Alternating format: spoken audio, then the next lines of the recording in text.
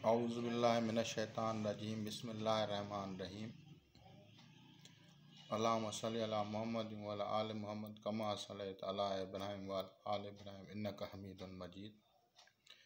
अल्लाहुम्मा बारिक अला मुहम्मद व अला आलि मुहम्मद कमा बारकता अला इब्राहीम व अला आलि इब्राहीम इन्नका हमीदुम मजीद।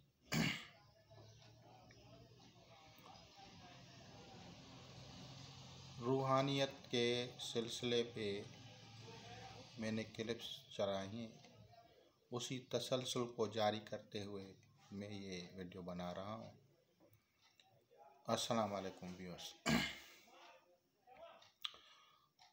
अब अंबिया इकराम अलैहिस्सलाम की जो बातें हुई, उनमें जो दूसरा टर्म मैंने कहा था हज़रत नूह अलैहिस्सलाम का था। तो नूह अलैहिस्सलाम के बाद जो है फैज़ नबूवत जो सिलसिला था वो हज़रत इब्राहीम अलैहिस्सलाम में चला गया। हज़रत नूह अलैहिस्सलाम के दौर में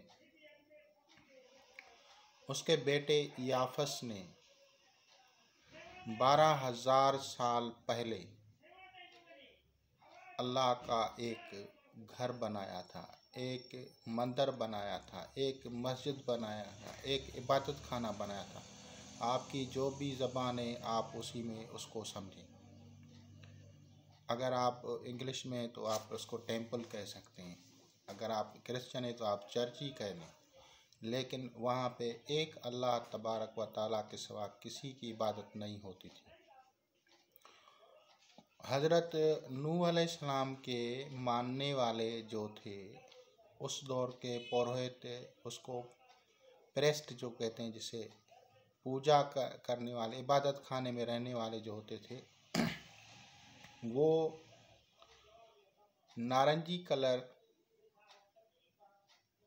येलो नारंगी कलर जिसे जो सूफिया पहनते हैं हिंद में, वो कलर जो था अनसिला हुआ कपड़ा, बगैर सिलाई किए हुए कपड़ा, जैसे हम मुसलमान एहराम बांधते हैं इसी तरह आपने बुद्धों को उनको देखा होगा, ये इस तरह के कपड़े उस टाइम पहनते थे।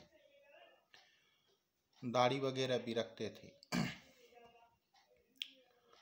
लेकिन इबादत एक अल्लाह की होती थी, क्योंकि सिलसिला हज़रत नूह अलैहिस्सलाम के बाद जितने भी जालिम लोग जो न मानने वाले थे वो ख़त्म हो गए थे। फिर दोबारा से सिलसिला रिन्यू होके चला। जब वो वक्त गुज़र गया तो फिर बाद में जो है शिर्क और बुत परस्ती का वजूद ज़ाहिर में हुआ। उसी दौर में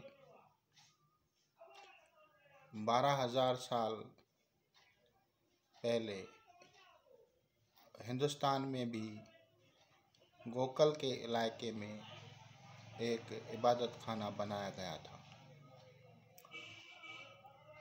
वहाँ पे इन लोगों ने अंबिया अलैहिस्सलाम को शहीद किया था और ये उसको शहीद करके तालाब में डाल देते थे। ये जो मैं आपको बातें बता रहा हूँ ये कोई किताबी बातें नहीं है, ये किसी बड़ी हस्ती से पूछ के आपको बता रहा हूँ। और उनके बाद जहाँ वो अंबिया अलैहिस्सलाम होते हैं, चाहे शहीद हों या ऐसे ही दफन हो, तो उन जगहों पे अल्लाह तबारक व ताला का नूर बरसता है और वहीं लोगों की दुआएं कबूल होती हैं। तो हिंदू लोग या दूसरे लोग भी वहाँ पे जो भी उनका मज़हब होगा उस टाइम, तो वो जब ऐसी जगहों पे जाते थे तो दुआएं कबूल होती थी।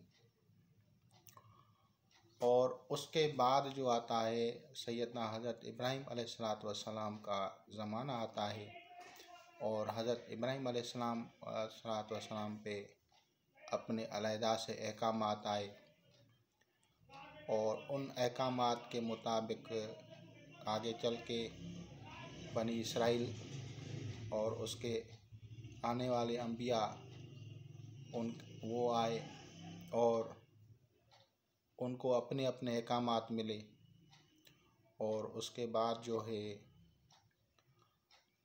मक्कातुल मुकरमा में हज़रत इस्माईल अलैहिस्सलाम जो था उसका तरीक़ेकार राज था।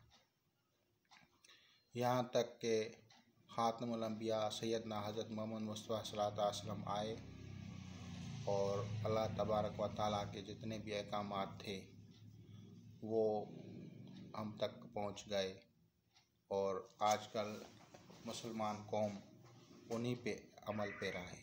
ये अलग बात है कि कुछ मुकम्मल अमल पेरा हैं, कुछ कम हैं, कुछ ज़्यादा हैं, लेकिन फिर भी उम्मत हज़रत मोहम्मद सल्लल्लाहु अलैहि वसल्लम हैं।